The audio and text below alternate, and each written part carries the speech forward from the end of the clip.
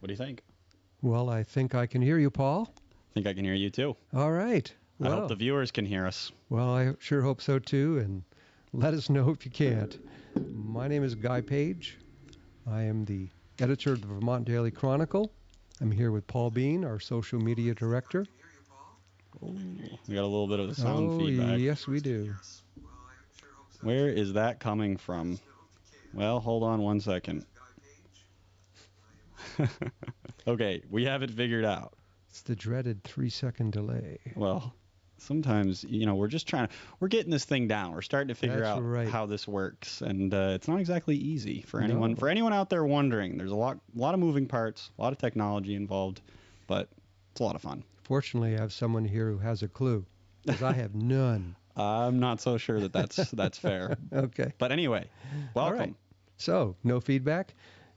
Yes, Guy Page, Vermont Daily Chronicle editor, here with Paul Bean, social media director. And you have tuned into the first episode of Friday at 4 with VDC TV. Friday at 4 is what we're calling the show. We want every episode of Friday at 4 to start with a breaking news story, an exclusive. Some interesting bit of news that you haven't heard anywhere else. Here's what it is today. After a Vermont woman told him she's done paying taxes, a progressive legislator has threatened to report her to the IRS and the Vermont Department of Taxes. The story ends well, but here's how it goes. This story started when Representative Brian Chena, a Burlington progressive who describes himself as a democratic socialist, stood on the floor of the House and said, "Yes, read my lips. New taxes." He immediately added that the new taxes should be on corporations, something not mentioned in all the press reports, but Chena had a pretty solid record already of voting on corporate, non-corporate, all kinds of tax hikes as well. And that comment touched a nerve among some columnists and some just plain folks, some of whom emailed their unhappiness directly to Chena. One such person is a Vermonter, not a Burlington resident, who wrote to Chena, "Read my lips. I'm not paying you and your communist new wave of taxes towards your UN goals, anti-constitutional communist state. I still live in Vermont and pay nothing in taxes now. What can you do about it? The same, nothing." It's beautiful. Yeah. This didn't sit too well with Chena, who, I must say, to his credit, he did email back. He did engage. A lot of representatives don't. He said, "Oh, cool. Enjoy all the things that the rest of us are paying for. Think of us when you're out on the plowed roads, when you need help in an emergency, etc." Well, the writer wrote back, "Not cool. Listen, buddy, as per the Vermont Constitution, you serve me, not vice versa. I paid hundreds of thousands of my hard-earned money towards your moronic visions of what Vermont should be," etc., etc., etc., and ending with "no more communism in Vermont." So at this point, it's really just sort of a back-and-forth exchange between two visions of Vermont. But then Chena went nuclear with the IRS threat. He wrote, "I'm not your buddy. I serve all the people, not just you. Maybe I should forward your original message to the IRS and Vermont Department of Taxes to investigate? I bet that's what most of my constituents would want me to do if the rest of us are paying for you. I think that's what I'm going to do." Unintimidated, the letter writer wrote, "Just what I knew I'd be hearing from the type of thuggery you wield, being intoxicated with the power that you think you hold, and you placed it in writing to boot. You do just that. And I will send your threat to me via the Vermont Daily Chronicle, the varying news groups who challenge your communism in Vermont now, and to Newsmax and Fox News. That's what I think I'm going to do." And she backed it up by saying, "As a former Long Island resident, I went to elementary school with Sean Hannity. I'm certain he would very much appreciate seeing a public servant threatening a constituent with a branch of the government," etc., etc. So, as Chena says at the bottom, this raises a couple ethical questions. I guess first I should say that I spoke with Gina today, Paul, at the State House. Okay. And I asked him the real relevant question, which is, okay, have you told? And he said no, he hadn't finked on this person, and he wasn't likely to because he said, quote, "I'm not a cop caller."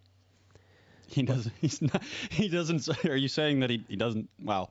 Is that like maybe a slander on the police in any way, or is that just a? You can read into that what you will, Paul. But he did say those were his words. I am not a cop caller. But he also added with a smile, maybe I should. So raises a couple ethical questions, and Gina, after all, is a member of the House Ethics Panel, by the way. And the two questions that I can see, and I'd love to get your feedback on this, Paul. And by the way, any of our folks who are watching, if you want to type in, there is a live chat. If you're on YouTube, you can. Somebody actually wrote. Mark Bard just wrote, "Whoa, this story is going to blow up." How'd it go, Mark? By the way, former columnist for the and reporter for the Boston Globe, and Mark is very tech savvy. And Mark, you and I have corresponded off and on, and I've always said, gee, I wish I could get some tech stuff going on here, but I don't know anything. And guess what? I found someone who does, Mark. So yay! Just figuring it out. We're getting there. Right. So anyway, the two questions that it raises for me ethically, and I'd love to get anyone's feedback on this, is it ethical for a legislator to respond to a Vermonter angry about high taxes by threatening to report her to the tax man? That's the first question. Is it ethical to threaten to report? And on the other side, given that a certain famous wise man once said, "Render unto Caesar what is Caesar's," is it ethical to withhold taxes? What do you think, Paul, about either of those? Just a famous wise man, that's all. Okay, his name is Jesus, all right? I couldn't help myself there. Well, I don't know. I would say that it's unethical to threaten. Well, maybe they're not a constituent, I guess, of this. Not a constituent. This is not a constituent, but this is still a legislator. I think threatening them with the IRS, I just think it's kind of like it's just so funny. And it's not funny in the sense that it's like, ha, but here we are in Vermont, and everybody is struggling with property taxes, tax increases across the board, 20% increase at the DMV, right?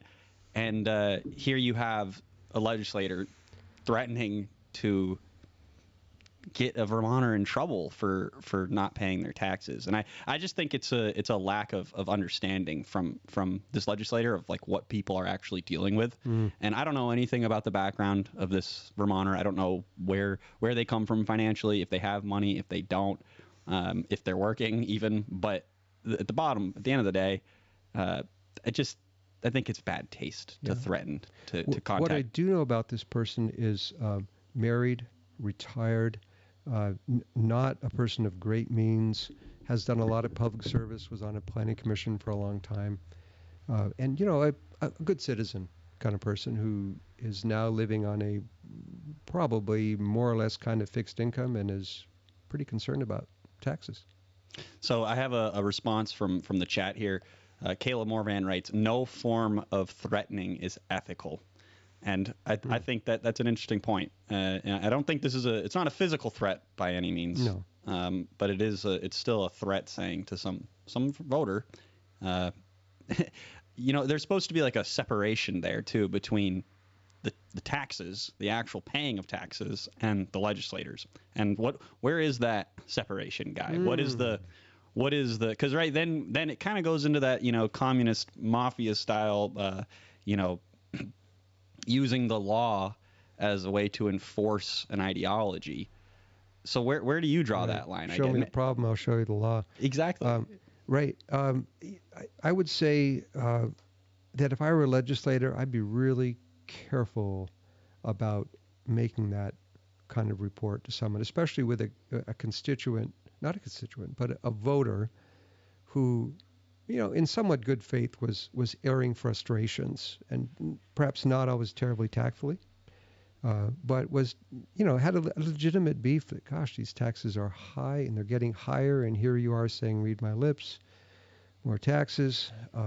So, yeah, that's a tough call. And the other thing is, we are supposed to pay taxes, but here's the fascinating thing. Michael Stack, who's one of our, wow, that's power. Yeah. It's actually funny. That noise, they can't hear very well on the broadcast, but we can hear it really well in the studio. But anyway. Yeah. We have a new columnist, Michael Stack, who from Bellows Falls, who's a longtime New York City investment guy. And he said that when it comes to taxes, there's something called Hauser's Law. And Hauser's Law is that when you start taxing more than 20% of the gross domestic product, people stop paying taxes. They just simply do not pay above that. And if you're a smart, rich person, you pay a tax advisor. And if you're kind of, middle class, lower middle class, we have our ways. We barter. Maybe we underreport some income that wasn't written down. We do all sorts of things because we feel like the social contract is not being kept on their end. That's right. So we have perhaps feel a little bit less of a sense of personal obligation to follow through on crossing the T's and dotting the I's on all the taxation. Guy, it seems like to me there's a disconnect between a lot of our legislators and this concept that you're talking about right now. And why do you think that is? Why do you think there's such a disconnect between them and really the rest of us, the other half? I asked probably the leading Republican in the Vermont Senate, who's on one of the finance committees, what is the mentality? Help me understand. What is it? And he said that they view their job as taking care of any Vermonter who really needs anything, and that the wealthy and the corporations will always have the money. They always complain that they don't, but they always will. So they just keep up in the ante. And if not, because it's their job as legislators to take care of Vermonters, and it's the job of the wealthy and the corporations to pay. Okay. Well, I just wanted to pull this up for everyone. I'm going to show my screen. This is a visual here. This is an image of Representative Brian Chena on the left and one of our writers, Rob Roper, on the right. And Rob and him... Well, I should say, I want to clarify here. Sure. Rob is a contributor. He has his own Substack, and he That's very right. graciously allows us to, but he is not a columnist like employed by or in any way in the chain of command with Vermont Daily Chronicle. Okay. Well, that being said, there has been a little bit of a dispute between Chena and Rob as of lately. Yes. There's like a little bit of a back and forth on it almost seems like he said she said type stuff, but maybe you could put a little bit more to that. Sure. I'm glad you brought that up because when Chena said read my lips, yes, new taxes, Rob quoted those words in his column, and Michael Stack also picked up on that. And Chena wrote back, said, "Hey, look at the whole quote. The whole quote is, as I referenced a few minutes ago, said new taxes on corporations." And Rob then responded with this email back and forth that I sort of moderated, kind of that he, first of all, his story said that, and second of all, if you look at all of Brian Chena's votes and tax decisions, including, and basically the supermajority's decisions, they're not just picking on the corporations. They're talking about raising the property transfer tax, the income tax, the this tax, the that tax, the every tax. Wait, Guy, can you actually talk just real quick about that? That's one thing I've been hearing a lot about is they're talking about taxing potential capital gains, and they're talking about a property transfer tax. So like if you're right. Maybe you can expand on that a little bit, because this is one that I have people ask me about, and I know a bit about it, but this is really extreme stuff for taxation wise. I don't think that the capital gains tax on large incomes has happened yet. I think because it's a really hard thing to capture. How do you tax a potential capital gain? That's a really hard thing to do. Once again, it's that disconnect, by the way. Right. Yeah. And I think they sort of looked at it and said, really, I just don't know how we do that. So it wasn't that an ethical thing. It was more of a practical one. We're just not sure how we can do that. The other thing is the property transfer tax is to support one of the big spending bills, a $1 billion over 10 years, quote unquote, housing investment bill, which is problematic to some of its critics, but it has included in it an increase of the property transfer tax on homes or properties of $750,000 or more from 8.35% to 11.35%. So an almost, I think it's 11.65, an almost 12% tax on the transfer of large properties, which if you're retiring and you have a good home, or maybe you have an office building or something like that you've taken care of, and you're looking forward to your retirement, is me selling this building or this whatever that piece of property is, well, the state just took a big chunk of that from you, and there are people who I know who are just very unhappy with that possibility. Now, in fairness, that same bill also kind of lowers the property transfer tax on properties of like under a couple $100,000, of which in Vermont there aren't many in terms of houses, because almost everything is going for $250,000, $300,000, and what in the world is happening? But there is a small decrease for some of those low-income brackets. Okay. So that's what that property transfer tax thing is all about. Thank you for giving a little bit more context to that. Yep. So I know there's a couple other things that you want to talk about today, Guy.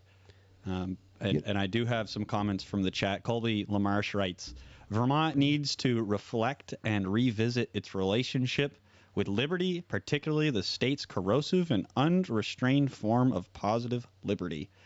Thank you, Colby, for your remark there. And Timothy Page asks the question, and I believe you might know, Timothy. Do we know for certain the lawmaker wasn't responding sarcastically or jokingly? Still not an excuse for unprofessional conduct, though, either way. Yes, we do. We do know for certain he wasn't responding just facetiously or sarcastically, because for the way he framed it today, it was clearly something he had in mind and is still even sort of open to doing, but probably won't. Yep. So that's the answer to that one, Tim. And I don't know what Colby means by positive democracy. Is that the word he used? Let's see. Unrestrained form of positive liberty. Yeah. Okay, Colby, you better explain that one.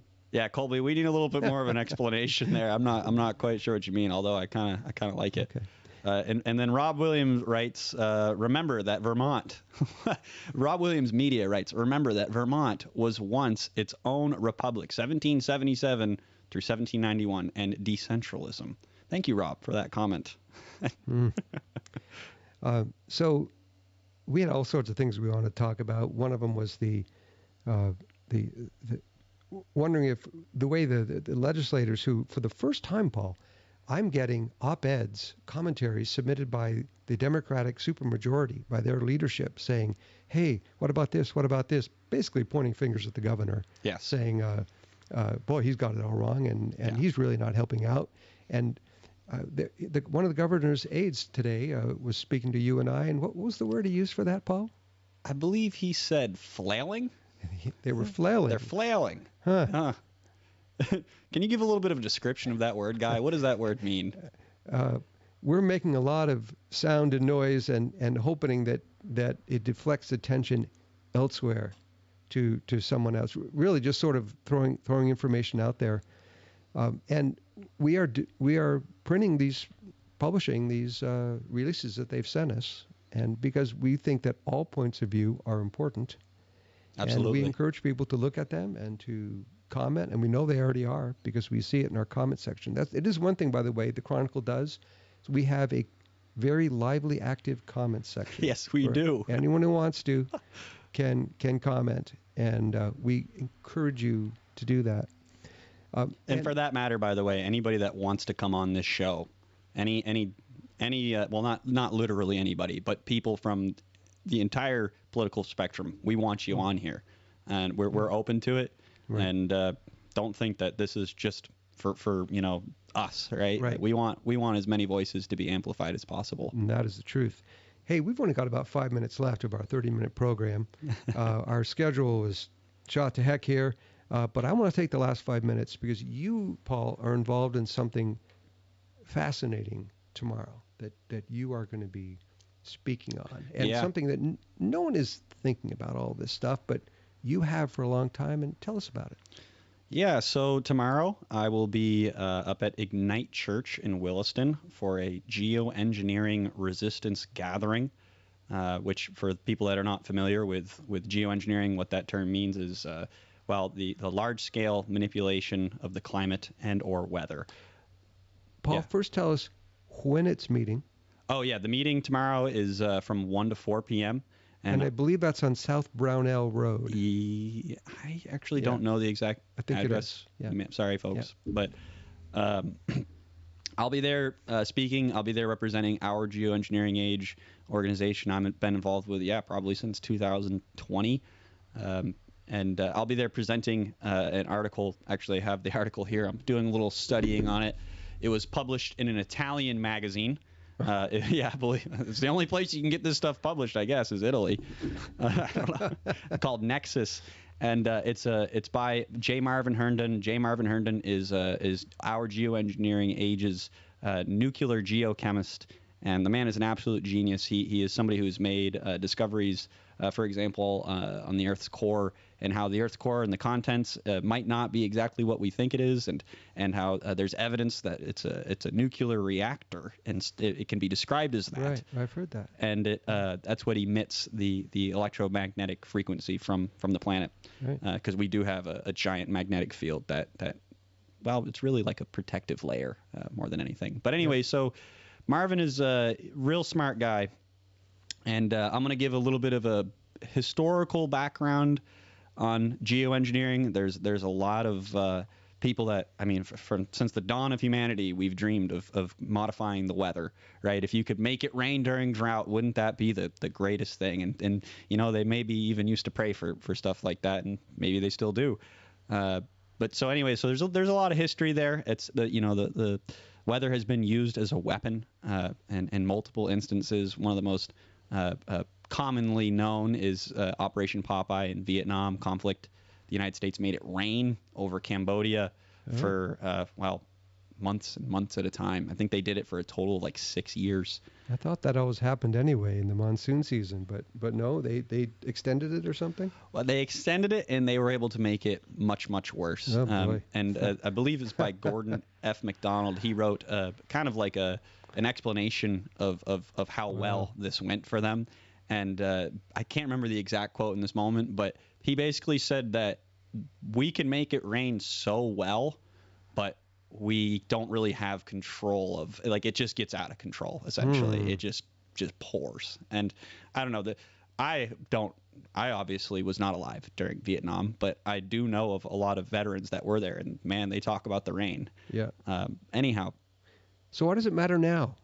Well, I think there's a growing conversation that geoengineering is something that it's talked about as if this will be done in the future. We're going to be doing this in the future. We need to do it, actually, because the climate needs to be saved. We need to do anything we can to save the planet. Climate change. Yeah. So it's talked about as something as if it's not currently being done, and it's something we should be trying. However, the reality is it's been going on for a long, long time, a very long time.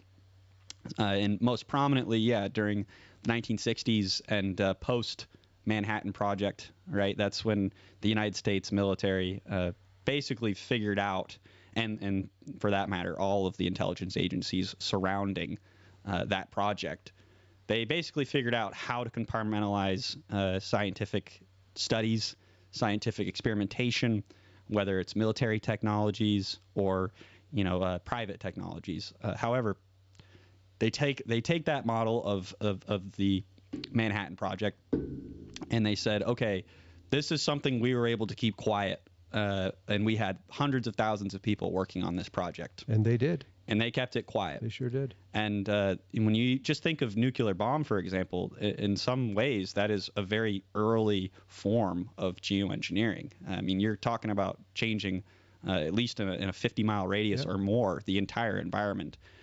So anyway, you fast forward into the future, and this compartmentalization, taking entire families to go live on a base together somewhere in the middle of where Los Alamos in New Mexico, taking the entire family to go live together and do it there, and everybody's got their each in the compartmentalization is so tight-lipped that some people have no idea what even the project what they're working on. Yeah. So they were able to replicate this, and you fast forward to today, and you see there's private companies that are currently making it rain in the West or in China. In China, a really great example is for the opening to the Olympic ceremony is they made perfect weather, clear skies, right? And that makes me think, we have an eclipse coming up. How great would it be if something we have the technology to do this. We literally have the technology to do this. We could clear the skies. I heard just this morning that, surprise, surprise, they're actually expecting good weather on Monday. This was the first day that I'd heard that. And I'm not claiming anything, folks, but it's interesting. It is interesting. I mean, following, a very late, massive winter snowstorm, which, I mean, I'm not complaining. If people saw my Instagram yesterday, I was skiing. I was enjoying it and ripping up the powder, like I asked for early this fall. I said on a video, to any geoengineers out there, people that control the weather, one thing I would really hope for this winter is fresh tracks at Sugarbush every single day. Can you imagine? Being somewhat a jokester, but. Right. But yeah, so I'm going to be giving a presentation on Marvin's take on geoengineering, which I won't get into the wonky details at the moment. However, he has a theory that is a little bit different than to a lot of the stuff that you're seeing, not even necessarily in mainstream spaces. However, there is a growing conversation, even like in the underground media, about geoengineering, and we kind of have some critiques of that. Dane Wigington, he's somebody who's a bigger name in the geoengineering space, and we have some thoughts about him, and we have some thoughts about another one. I think his name is David Lee, right. And we want to get our view out and start sharing that with people. So. One of the stories we wrote this week was Senator Peter Welch has sponsored a bill for the use of artificial intelligence for climate monitoring and, quote, special research projects. And so I'm thinking, I wonder if some of that AI would be used for something a little bit beyond just monitoring. Well, it's actually funny you say that, because that's another end to the geoengineering thing. It's like everybody wonders, right? How could it be that all these people flying airplanes and how could it be that they're all coordinated and they're all part of it and they're all in on?